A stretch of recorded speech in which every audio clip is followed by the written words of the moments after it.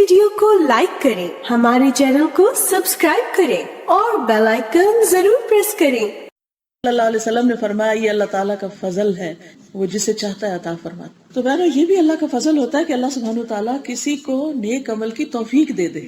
مواقع تو سب کے پاس ہیں لیکن ہر کوئی اس موقع سے فائدہ نہیں اٹھاتا۔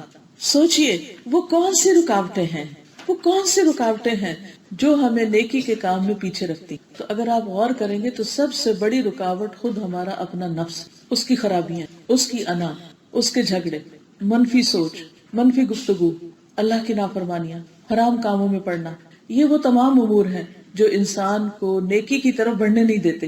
نفس کی خواہشات اور لذات اور دنیا کے بارے میں لمبی امیدیں رکھنا، یہ آخرت کے لیے کام نہیں کرنے دیتی۔ تو ہم میں سے ہر شخص، جیسے پچھلی حدیث میں آپ دیکھیں کتنی زبردست طریقے سے ختم ہوئی تھی، کیا آتا ہے اللہ نے تمہارے اعمال گن گن کے تمہارے لیے رکھے اور ان کو پورا کر کے تمہیں دے گا۔ تو جو وہاں جا کے نیکیاں پائے تو اللہ کی تعریف کرے کہ اللہ نے ہمارے لیے سنبھال کے رکھی۔ ہم تو کرتے جا رہے تھے اور بھولتے جا رہے تھے، لیکن اللہ سبحانہ تعالیٰ نے ان سب کو سمیٹا، گنا اور محفوظ کر کے رکھ دیا۔ کتنا شکر کرنا چاہیے اللہ تعالیٰ کا۔ اور پھر کیا فرمایا کہ اگر کوئی اس کے علاوہ کچھ اور پائے، یعنی نیکی نہیں اس کو ملی وہاں، تو کیا کرے؟ فلا یلومن الا نفسہ، اپنے آپ کو ملامت کرے۔ اگر ہمیں نیکی کے موقع نہیں مل رہے تو کسی کو بلیم نہ کریں، کیونکہ جب تک آپ دوسروں کو بلیم کرتے رہیں گے آپ کبھی بھی نیکی میں آگے نہیں بڑھ سکتے، کبھی سبقت لے جا ہی نہیں سکتے، کیونکہ آپ کی سوچ کا انداز ہی غلط ہے۔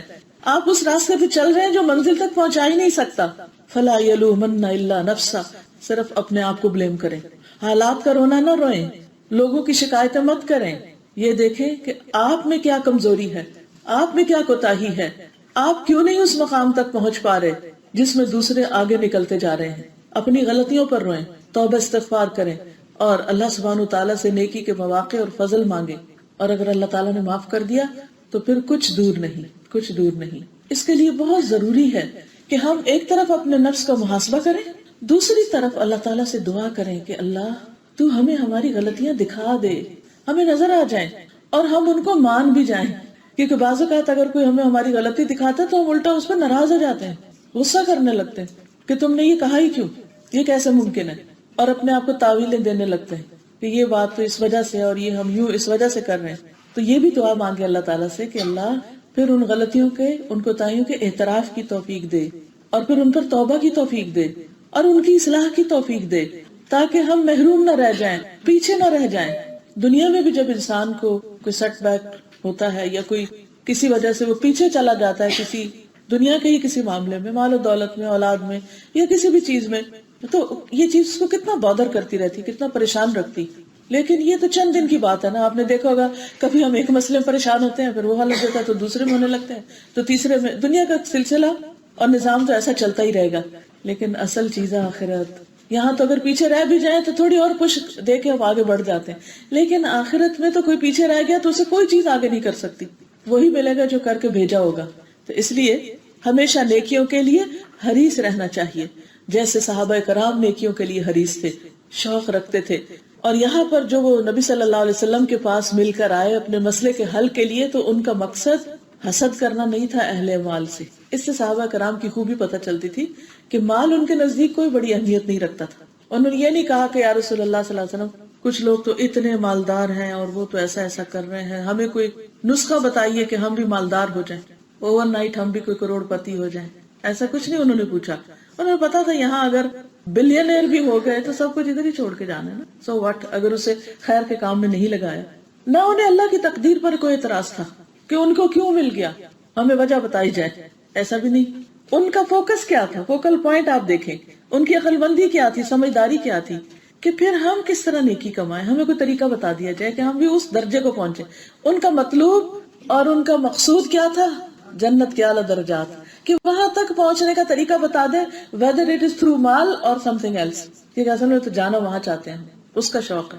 عزیز بہنوں، سوچئے ہمیں کس چیز کا شوق ہے، ہماری طرف کیا ہے، ہم کہاں پہنچے، ترقی کے کس مقام کو، کس درجے کو، کس ہائٹ کو، کس بلندی کو، اور کس چیز میں، چند دن کی ہے یا ہمیشہ رہنے والی۔ تو مالداروں سے آگے نکلنے کا شوق سب کو ہونا چاہیے، لیکن صرف مال میں نہیں، اور چیزوں میں۔ یعنی عام طور پر کوئی اگر مالدار سے آگے نکلنا چاہتا ہے تو مال میں ہی نکلنا چاہتا ہے، لیکن یہاں ان کا شوق کیا تھا کہ ہمیں کوئی نیکی بتائی جائے کہ جس کی وجہ سے ہم ان سے بھی آگے نکل جائیں. نیکیوں میں آگے نکلنے کا حکم ہمیں دیا گیا ہے قرآن مجید میں. آپ دیکھیے سورۃ البقرہ آیت نمبر 148 میں اللہ سبحانہ وتعالیٰ فرماتے ہیں فاستبقوا الخیرات فاستبقوا الخیرات، نیکیوں میں ایک دوسرے سے آگے بڑھو، یہ اللہ کا حکم ہے. اینما تکونوا یأتی بکم اللہ جمیعا، جہاں بھی تم ہوگے اللہ تم سب کو لے آئے گا. ان اللہ علی کل شیء قدیر، بے شک اللہ تعالیٰ ہر چیز پر پوری طرح قادر ہے. لشیء قدیر، ہر شخص کا کوئی نہ کوئی سینٹر آف لائف ہوتا ہے جس کے لیے وہ دوڑتا ہے، اور جو اس کی زندگی کا مرکزی نقطہ اس کو مسلسل حرکت کرنے پہ مجبور کرتا ہے. جیسے ستارے سیارے ایک سینٹر کے گرد گھومتے ہیں، ایون ایک چھوٹا سا سیل جو ہے اس کے اندر بھی ایک نیوکلس ہوتا ہے، مرکزی نقطہ ہوتا ہے. تو ہر شخص کی زندگی میں بھی ایک مرکزی نقطہ ہوتا ہے جس کے گرد اس کی ساری ایفرٹس گھومتی ہیں. تو ہم سب کو بھی سوچنا چاہیے کہ وہ کیا ہے جس کے لیے ہم دوڑ رہے ہیں. کیا واقعی وہ فاستبقوا الخیرات ہے؟ کیونکہ ہم کہیں بھی دوڑ رہے ہوں گے اینما تکونوا یأتی بکم اللہ جمیعا، اللہ تم سب کو سمیٹ لے گا، اکٹھا کر لے گا، واپسی اس کی طرف ہے. تو اس لیے سوچو. سورۃ الحدید کی آیت نمبر 21 میں اللہ تعالیٰ فرماتے ہیں سابقوا الی مغفرۃ من ربکم وجنۃ عرضها كعرض السماء والارض اعدت للذین آمنوا باللہ ورسلہ ذلك فضل اللہ یؤتیہ من یشاء واللہ ذو الفضل العظیم. اپنے رب کی بخشش اور اس کی جنت کی طرف ایک دوسرے سے آگے بڑھو. تو دوڑنے کا مقام کیا ہونا چاہیے؟ کیا فوکل پوائنٹ ہونا چاہیے؟ بخشش اور جنت، جس کی چوڑائی آسمانوں اور زمین کی چوڑائی کی طرح ہے. وہ ان لوگوں کے لیے تیار کی گئی ہے جو اللہ اور اس کے رسولوں پر ایمان لائے. یہ اللہ کا فضل ہے، وہ اسی کو دیتا ہے جسے وہ چاہتا ہے، اور اللہ بہت بڑے فضل والا ہے.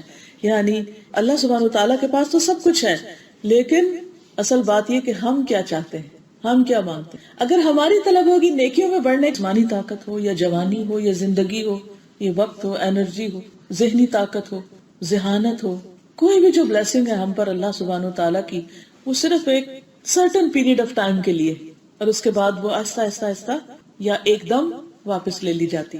اس لیے پھر اپنا جائزہ لیجئے، اس وقت آپ کے پاس کیا ہے جس کو آپ میکسیمم اللہ سبحانہ وتعالیٰ کے راستے میں لگا سکتے، بخشش اور جنت کے حصول میں لگا سکتے ہیں. کون سی وہ نعمت ہے جو ابھی تک آپ کے پاس باقی ہے، وہ کون سے وسائل ہیں، وہ کون سے ذرائع ہیں. اور اگر آپ اس کے لیے کوشش کریں گے تو اللہ سبحانہ وتعالیٰ بھی اپنا فضل آپ پر کرے گا اور وہ آپ کو مواقع دے گا. لیکن اگر انسان خود نہ چاہے تو اللہ تعالیٰ زبردستی کسی کو بھی نہیں دیتا. لیکن جیسا آپ جانتے ہیں کہ دوڑ لگانے کے لیے، اوپر چڑھنے کے لیے ہمیشہ ایفرٹ لگانی پڑتی ہے. چاہے گاڑی دوڑانی، چاہے آپ نے پہاڑ ماؤنٹین کلائمبنگ کرنی، چاہے آپ نے فزیکلی دوڑنا یا ذہنی دوڑ یا پیسے کے ساتھ نیکی کے کاموں میں دوڑنا، کچھ بھی کرنا ہو، یا علم کے راستے میں دوڑنا، ہر چیز کے لیے آپ کو محنت کرنی پڑے گی.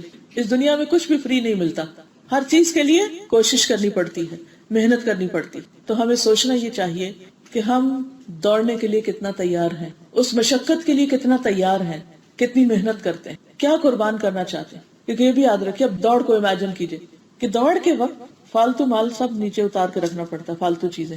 مثلا اگر آپ دوڑنا چاہتے ہیں تو آپ نے اگر کچھ بوجھ اٹھائے ہوئے ہیں یا آپ کا وزن زیادہ ہے تو پہلے اسے اتارنا پڑے گا، ورنہ وہ دوڑنا آپ کے لیے ڈینجرس ہو جائے گا، آپ رستے میں گر پڑیں گے. جب بھی کبھی تیز بھاگنا ہو تو آپ کیا کرتے ہیں، حتیٰ کہ ایکسٹرا کپڑے بھی اتار کے رکھ دیتے ہیں، بس بیئر منیمم پہنتے ہیں تاکہ وہ بھی بوجھ نہ ہو اور آپ ہلکے پھلکے ہوں اور پھر آپ دوڑ سکیں. تو اس کا مطلب یہ ہے کہ جب آپ ایک خاص ڈائریکشن میں دوڑیں گے تو آپ کو ایک تو پوری توجہ اس کی طرف کرنی ہوگی اور دوسری طرفوں سے نظر ہٹانی ہوگی. پھر یہ کہ جو فالتو فضول بیکار قسم کے کام آپ کر رہے ہیں ان کو چھوڑنا ہوگا.